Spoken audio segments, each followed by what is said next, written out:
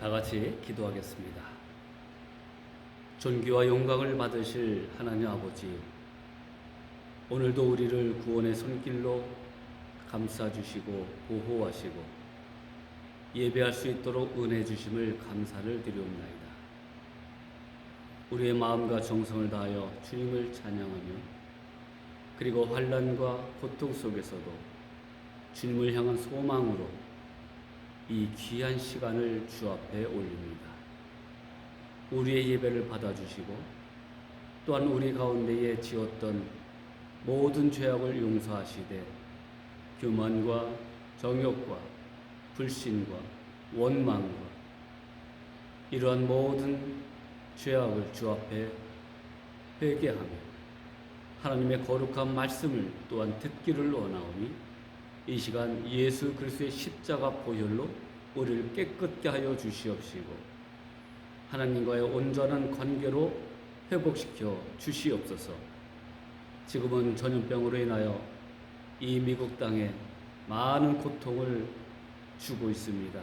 특별히 이 엘센트로 지역 아버지 하나님, 그 어떤 지역보다 확진율이 많이 오르고 있습니다. 주님께서 전염병을 허락해 주셨사오니 치유하실 자도 하나님이신 줄 믿사오니 주님께서 이 전염병을 속히 물러나게 하여 주시옵소서. 그리하여 우리의 예배와 우리의 신앙생활 또한 우리 생업에 하나님의 복이 임하게 하시고 하나님과의 귀한 사랑의 교제를 온전히 이루어 나갈 수 있도록 주님 역사하여 주시옵소서. 지금도 눈물로 많은 또한 고통으로 신음하고 있는 우리 사랑하는 성도들을 주님께서 찾아가 주시고 위로하여 주시옵시고 또한 이렇게 SNS를 통하여 예배하는 모든 주님의 백성들 위에 성령께서 함께 하셔서 놀라우신 하늘의 영광과 은혜가 충만케 하여 주시옵소서. 오늘도 예배를 주 앞에 올립니다.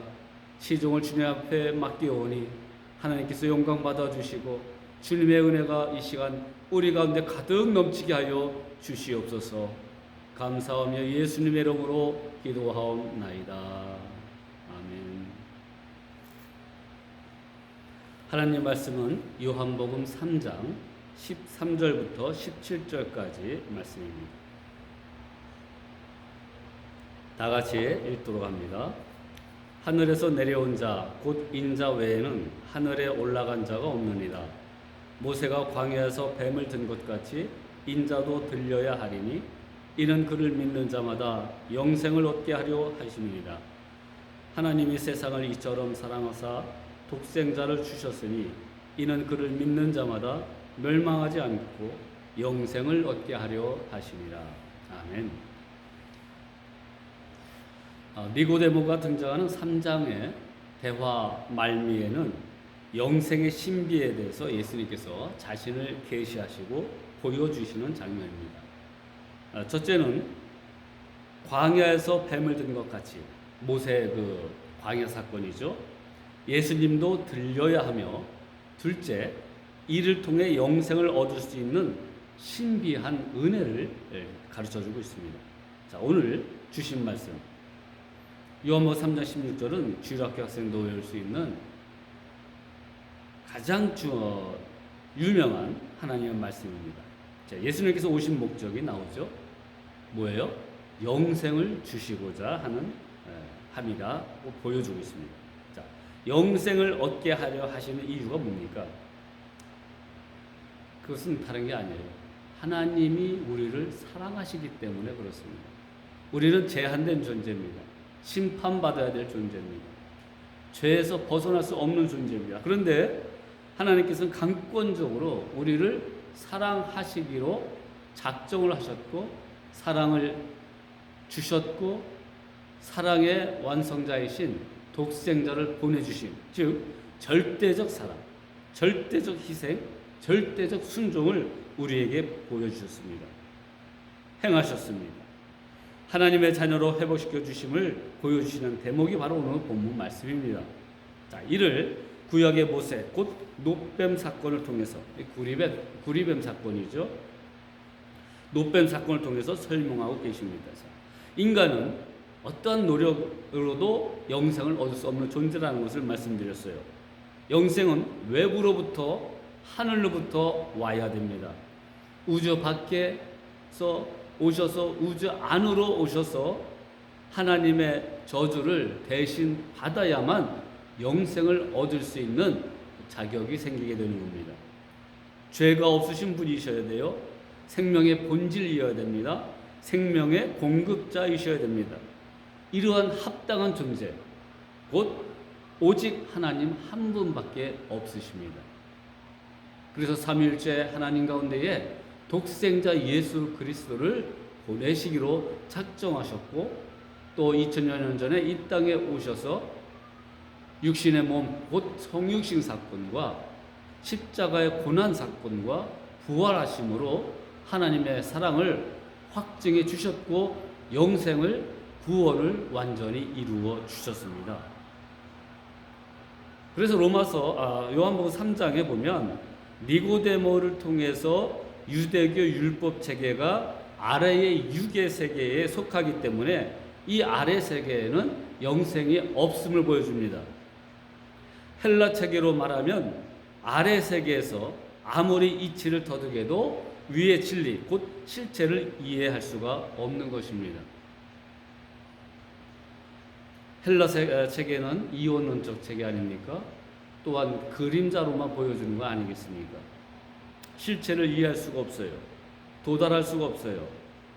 여러분, 현상의 세계를 관찰하는 것으로 지식을 얻어 영원히 위로 복귀한다는 것은 있을 수가 없는 거예요. 오늘날에 이 헬라 철학이 관영하고 인본주의가, 쾌락주의가,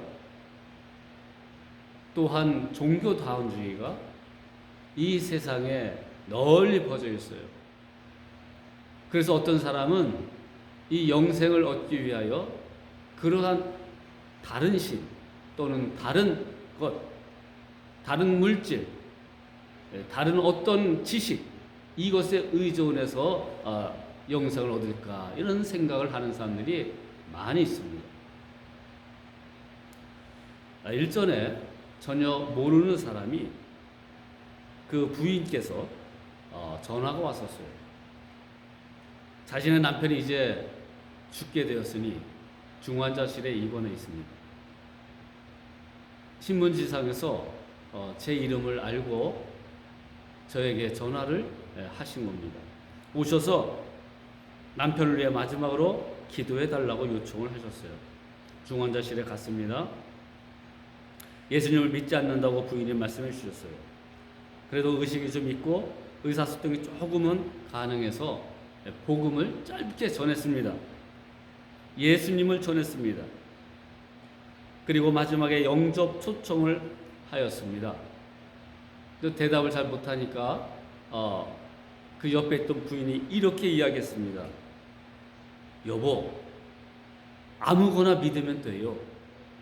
그래도 목사님이 오셨으니까 믿는다고 그냥 끄덕끄덕 하세요. 지금도 이 부인의 말이 뇌리 속에 남아있어요. 여러분, 예수님은 모든 신들 가운데 하나가 아닙니다. 죽음 후의 무서운 일 때문에 여러 종교 가운데 하나를 믿는 그 종교가 아니라는 거예요. 예수님은 유일하신 분이십니다. 유일하신 구원자이십니다. 유일하신 하나님이십니다. 오직 예수님만이 영생을 주시고 예수님만이 영생을 소유하며 우리에게 증거하시고 주실 수가 있는 분이십니다. 공급자이십니다. 요한복음 17장 3절에 영생은 곧 유일하신 참 하나님과 그가 보내신 자 예수 그리스도를 아는 것입니다. 여기서 안다는 얘기는 일전에 말씀드린 것처럼 기노스코라는 단어라고 써 있습니다. 즉 부부간에 쓰는 단어입니다. 전적으로 다 안다는 것입니다. 깊이 안다는 것입니다. 진리를 안다는 것입니다. 여러분, 이것이 복음이에요. 우리는 어둠과 같은 존재였습니다. 그런데 요한복음 1장에 뭐라 그래요? 말씀이신 그분이, 빛 되신 그분이 이 땅에 오셨다는 것입니다. 그런데 어둠이 깨닫지 못해요. 니고데모가 등장했다는 것은 아래 세계의 율법 체계에서 어두운 존재이기 때문에 빛된 예수 그리스도를 깨닫지 못하는 것입니다. 여러분, 빛 되신 예수님을 믿고 하늘에서 보내신 그분을 따라 사는 것, 그리고 그 말씀대로 순종하는 것, 이 놀라운 복된 소식, 이것이 복음 아니겠습니까? 그러므로 영생은 곧 유일하신 참 하나님, 그분께서 보내신 예수 그리스도를 아는 것입니다. 믿는 것입니다. 그러면 영생이 선물로 주어집니다. 다니엘서 7장에도 기록된 것처럼 그 사람의 아들, The Son of Man, 그 사람의 아들, 곧 누구를 가르칩니까? 위에서 아래로 왔습니다. 사람같이 생긴 분입니다. 그 사람의 아들, 곧 예수 그리스도께서 이 땅에 오셔서 십자가에 못 박혀 들림받게 하심으로 그것을 쳐다보는 자는, 믿는 자는 구원을, 영생을 얻게 되는 것입니다. 13절에 보니까 하늘에서 내려온 자 외에는 하늘에 올라간 자가 없다고 하십니다. 내려온 자는 그 사람의 아들인데 하나님의 아들로서 예수님 자신을 가리킵니다. 하나님으로부터 보냄을 받아 위에서 오신 분입니다. 7절에도 나와 있죠. 위에서 왔기 때문에 위로 올라갈 수가 있는데 마치 모세가 광야에서 구리뱀을 들어 올린 것 같이 들려 올려져야만 가능하게 됩니다. 여기서 들림받다 또는 들려 올려진다는 말은 요한복음의 이중 의미 기법의 하나입니다. 14절에 보니까 모세가 광야에서 뱀을 든 것 같이 인자도 들려야 하리니. 그래서 첫 번째로 아래 관점에서 보면은 이것은 예수님 십자가에 못 박혀 집혀서 들려 올려진다는 것을 뜻하지요. 또 두 번째로는 위 세상의 올바른 관점에서 보면 이것은 예수 그리스도께서 위에 하나님 아버지께로 돌아감을 의미합니다. 즉 높임을 받습니다. 신적 영광의 귀환함을 뜻하게 됩니다. 그리스도께서 십자가에 들려 올려짐은 이중음이라 그랬죠. 고난이면서 동시에 그가 영광을 받는 사건입니다. 요한복음 8장 19절에 자신을 보내신 분 예수님은 항상 그분의 영광과 기뻐하시는 일을 행한다. 이 사건, 이 십자가의 사건임을 보여주고 있습니다. 즉 죽으심과 영광 받으심이 동시에 이루어집니다. 그러기에 세상 구원 방식과 전혀 차원이 다릅니다. 세상의 종교는 인간이 찾아가서 신을 감동시켜야 돼요. 그러나 기독교는 그렇지 않습니다. 숨어서 저주받고 심판받아야 될 어둠의 존재에게 빛 대신 그분이 찾아오셔서 빛을 비춰주심으로 어둠이 떠나가게 하신 것입니다. 그것은 말할 수 없는 하나님의 희생입니다. 오늘날 물질주의로 헬라 철학에 의지한 그 인본주의 또는 종교적 율법주의, 종교다원주의, 이 모든 지식을, 이 모든 종교를 배격하는 이 사건이 바로 십자가의 죽으심이라는 것입니다. 진리는 하나입니다. 곧 길이요 진리요 생명시 예수 그리스도, 그분 안에서만 영생을 소유할 수가 있는 것입니다. 세 번째로 모세의 노뱀, 구리뱀 사건의 비밀을 알아야 됩니다. 출애굽한 이스라엘 백성이 광야에서 모세에게 출애굽을 비판하여 대항하자 하나님께서 독새를 보내서 그들을 물게 하셨습니다. 많은 사람이 죽었어요. 그래서 모세의 간청으로 하나님께서 구원의 방도를 마련해 주셨는데 그것은 구리뱀을 만들어 장대에 달아 높이 들어올리고 구리뱀을 바라보는 자들은 살게 한 것입니다. 민수기 21장 4절에서 9절까지의 사건입니다. 성지순례 가면 요르단 땅에, 이제 예루살렘의 동편 땅이죠. 거기에 느보산이 있습니다.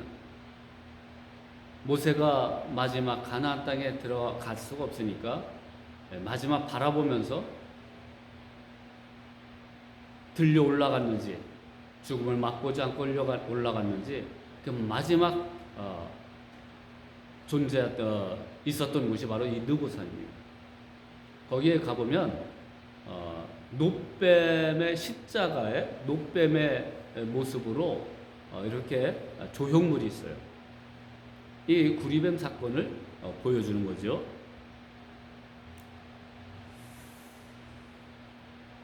이 사건은 바로 예수 그리스도의 십자가 사건을 의미하면서 믿음의 시험을 주는 사건입니다. 자, 이런 생각을 한번 해봤어요. 독사에게, 불뱀에게 물렸습니다. 고통스럽죠? 죽어가지요? 노뱀을 바라보라고 했습니다. 그 바라봄에 그 순종을 하게 되면 살아나게 되어 있거든요. 그런데 많은 사람들이 바라보지 않고 죽음을 선택했습니다. 여러분, 보는 것이 그렇게 어려울까요? 그런데 그 보는 것만큼 어려운 일이 없습니다. 인간의 힘으로 할 수 없는 가장 어려운 일입니다.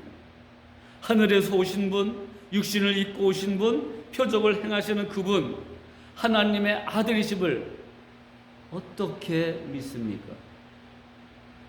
이 사실을 믿기 위해서는 자기의 자존심을 버려야 돼요.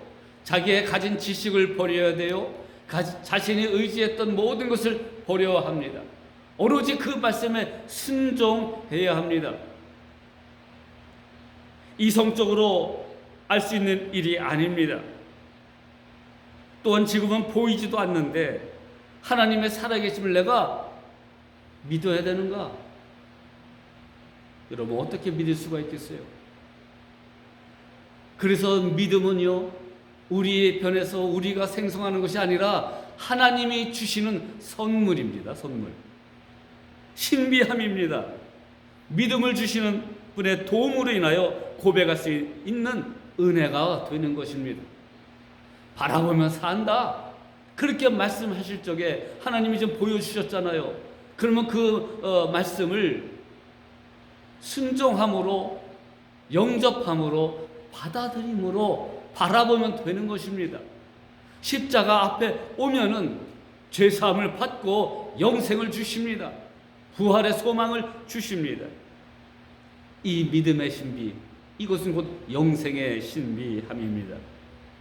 에베소서 2장 8절에 너희는 그 은혜에 의하여 믿음으로 말미암아 구원을 받았나니 이것은 너희에게서 나는 것이 아니라 하나님의 선물이다. 하나님의 선물을 주셨으면 그 선물을 가지고 즐거워해야 하지 않겠습니까? 기뻐해야 하지 않겠습니까? 그 선물을 뜯어서 오늘 현실 속에서 감사와 기쁨으로 사용하기도 하고 누려야 하지 않겠습니까? 성경에는 몇 명이 죽은지는 기록하지 않습니다. 아마 200만 명 정도의 사람들이 광야를 지나고 있었을 것이에요. 짧게는 한 달에서 길게는 몇 년 동안 그 광야에서 텐트를 치고 머물기도 하고 또 출발하고, 넓지 않은 지역을 약 40년 동안 그렇게 유리방황하다가 하나님의 인도하심으로 가나안을 이제 들어가게 됩니다. 200만 명 가운데에 10%가 죽었다면 20만 명입니다. 오늘 이 코로나 전염병 때문에 미국의 사망자가 곧 20만 명에 다다를 것입니다. 엘센트루에도 이제 약 50명이 사망을 했고요. 인구 대비로 그 어떤 지역보다 많은 확진자가 생기는 곳입니다. 죽음이 우리 곁에 있다는 것을 참 안타까운 눈으로 바라볼 수밖에 없어요. 자, 이렇게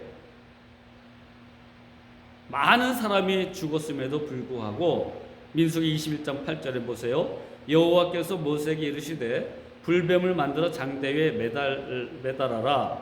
물린 자마다 그것을 보면 살리라. 모세가 놋뱀을 만들어 장대 위에 다니 뱀에게 물린 자가 놋뱀을 쳐다보죠. 모두 살더라.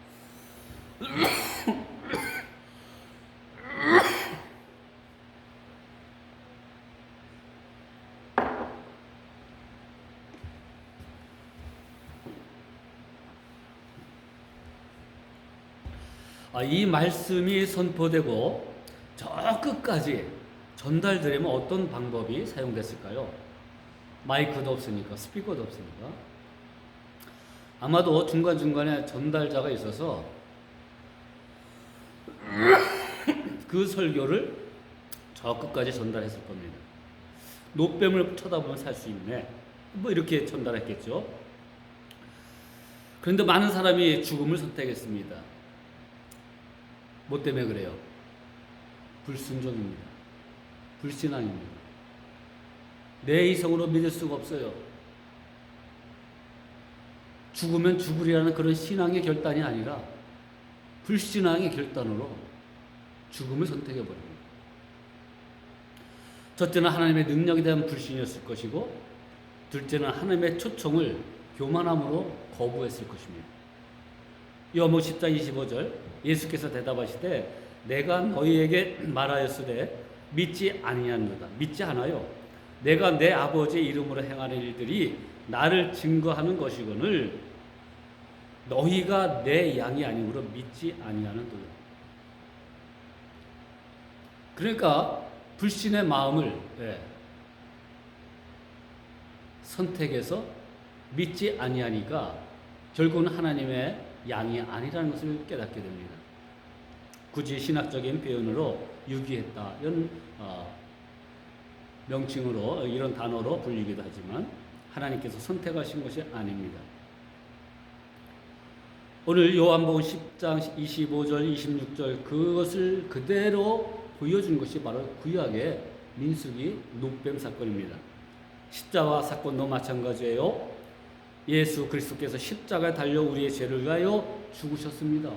그분만이 유일하신 구원자이시고 영생을 주시는 분입니다. 하나님의 아들입니다. 불신합니다. 그것을 믿으면 구원을 얻는다고? 그걸 어떻게 믿을 수 있어? 거부합니다. 이건 미신이야. 영생을 얻어? 그런 비과학적이고 비이성적인 종교가 어디 있어?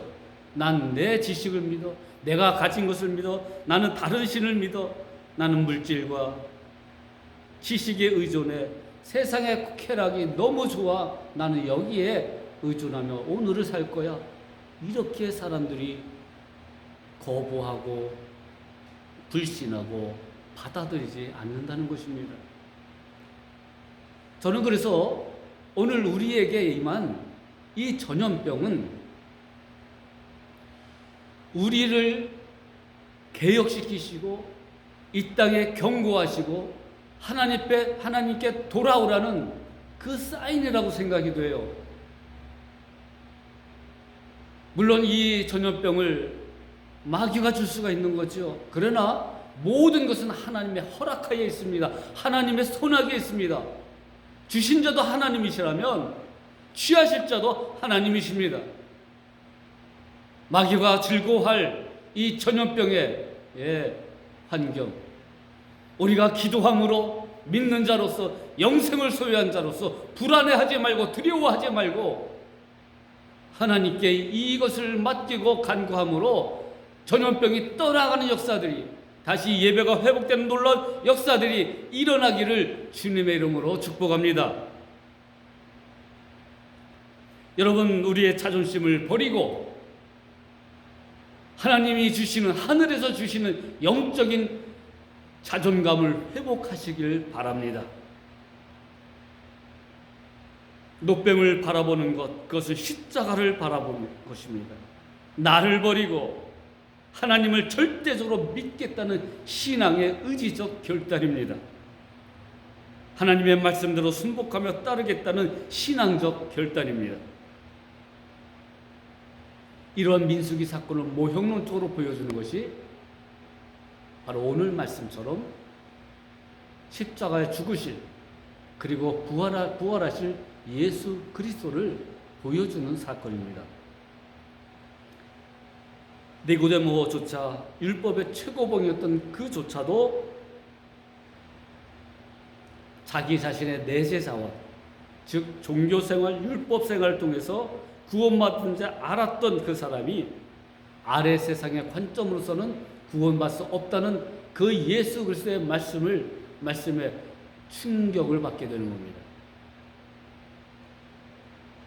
예수님 자신께서 모세에 의해 장대에 들려 올려진 구리뱀처럼 십자가에 들려 올려지는 예수 그리스도 자신을 바라볼 때만 구원을 얻을 수 있는데 그것은 고난이면서 동시에 뭡니까? 영광이라고 했어요. 그래서 두 가지 의미가 있다고 하지 않았습니까? 죽는 것, 이 땅에 오신 것 비합니다. 예. 그러나 달려 죽으시고 위를 바라보시며 하늘로 다시 귀환하시는 장면. 물론 아직 부활되신 아니하셨지만 그러나 하나님의 영광을 위하여 그 영광스러운 보좌로 다시 귀환하는 그런 약속을 하는 것이 바로 이 십자가입니다. 그래서 십자가는 고난이면서 영광이 되는 것입니다. 왜 그래요? 하나님과의 연합의 능력인 바라봄의 법칙에 순종하기 때문입니다. 구원의 은총이 베풀어질 수가 있는 것입니다. 결국에는 멸망과 심판으로 떨어져야 될 우리 존재를 영광스러운 하나님의 나라로 인도해 주시는 가장 놀라운 표적이요 은혜가 되는 것입니다. 우리가 결혼생활 중년을 지나 노년에 이르기까지 참 오랜 시간을 같이 보낼 때에 대화가 점점 없어지고 습관적으로 싸우고 부딪히고 마음의 상처를 받아 결국은 각자 헤어져 이별하며 사는 부부가 많이 있습니다. 물론 여러 가지 이유가 있겠지만 그 가운데 가장 많은 비율을 차지하는 게 성격 차이라고 하죠. 자, 어느 부부가 그저 대화 나눴다 하면 두 문장 이상을 나가지 못해요. 언성이 높아지고 싸우게 됩니다. 이제 중년을 좀 지나고 있는 가정인데 부부인데 아내는 남편을 무시합니다. 계속 잔소리 아닌 잔소리를 하게 되죠. 또 남편은 아내의 말을 듣지 않아요. 무시합니다. 또 거기도. 그러니까 부딪히는 거예요. 밥 먹는 숟갈을 드는 것부터 싸움이 시작되고 자기 전까지 또 싸우고 이렇게 부부싸움이 습관화된 그런 사람들이 많이 있어요. 어느 날 이 두 분이 예수님을 영접하고 교회를 다니기 시작했어요. 성경 공부를 합니다. 그리고 말씀을 배우다가 십자가의 은혜를 경험하게 되었습니다. 십자가는 자기가 죽는 행동이요. 또한 십자가는 동시에 상대방에게 영광이 되는 그런 삶이라는 것을 깨닫게 됐습니다. 그래서 언어 생활부터 달라져요. 행동이 달라져요. 아내는 남편을 존경하고 남편을 아내를 존중하기 시작했습니다. 여러분, 다르다고 해서 틀린 건 아니잖아요. 그리고 부부싸움의 가장 근본적인 이유는 뭐예요? 내가 너보다 낫다고 말이에요. 내가 너를 이기려고 한다는 거예요. 내가 너를 지배하려고 한다는 거예요. 여러분, 내가 당신을 변화시킬 거예요. 아니에요. 사람은 그렇게 쉽게 변하지 않아요. 오직 하나님의 영으로, 하나님의 말씀으로 변화시키는 것입니다. 이 말씀을 듣고 두 사람은 십자가의 은혜를, 십자가에 죽으신 그 예수 그리스도의 고난의 사건을 삶에 적용하기 시작한 겁니다. 하루아침에 변화된 건 아니겠지만은 많은 시간 속에서 이 십자가의 은혜를 체험하고 실행하기 시작했습니다. 자신의 이기심, 정욕들, 분노를 다 십자가 앞에 내놓고 변화되기 시작했어요. 그러자 그런 고백을 합니다. 60대가 이제 넘어갔는데요. 그분께서 이런 고백을 했습니다. 나는 신혼 때보다 더 행복하고 더 즐거운 제2의 신혼 기간을 지내고 있어요. 여러분, 십자가는 죽는 것입니다. 내 정과 욕심을 십자가 앞에 못 박으면 거기에 영생의 기쁨과 영생의 은혜가 누려지게 됩니다. 여러분, 이 환난 속에서도 십자가를 굳게 붙잡으시고 주님의 영광이 십자가의 치유의 능력을 통하여 이 땅에 이루어지고 보여진다는 사실, 그러므로 이 전염병이 저주가 아니라 십자가의 영광으로 나타날 수 있는 그 회복의 날을 주님의 이름으로 축복합니다. 오늘 그 영생의 기쁨을, 영생의 은혜를 우리에게 주셨습니다. 그것은 바로 강권적으로 절대적으로 우리를 사랑하시는 하나님의 은혜에 기인합니다. 그것이 나타난 완전한 확증이 십자가입니다. 환난 속에서도 우리가 소망을 잃지 않습니다. 불안과 두려움을 극복합니다. 우울증을 극복합니다. 나의 제한된 그러한 인간의 능력을 극복해야 합니다. 이 놀라운 진리, 영생의 이 기쁨, 영생의 축복 계속하여 여러분에게 누려주시고 장차 올 영광의 그날을 향해서 십자가의 삶, 영광의 삶이 되시길 주님의 이름으로 축복합니다. 기도합니다. 이제는 우리의 생명 되시고 우리의 영원한 영광 되신 예수 그리스도의 은혜와 그 영광 보좌를 떠나가게 하심으로, 독생자를 죽이게 하심으로 그 영광을 보여주신 아버지 하나님의 지극하신 사랑과 지금도 우리에게 십자가를 지고 가라 명령하시되 하나님의 영광의 보좌로 초대하시는 성령님의 인도하심과 위로하심과 충만하심이 오늘 환난 가운데 있는 사랑하는 주님의 백성들을 위해 이 미국 가운데에 사랑하는 우리 이웃 국가 멕시코 가운데에 영원히 함께 하시기를 간절히 주님의 이름으로 축원하옵나이다. 아멘.